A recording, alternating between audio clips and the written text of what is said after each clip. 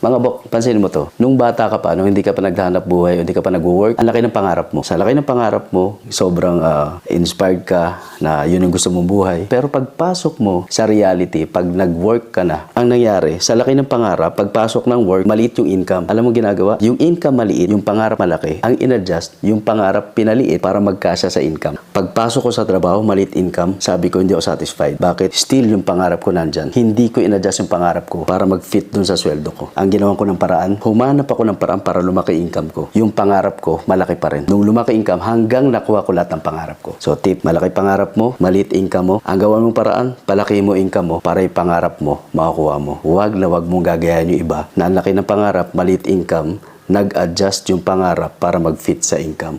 No, no, no. Kaya mo rin kung ano nagawa ko.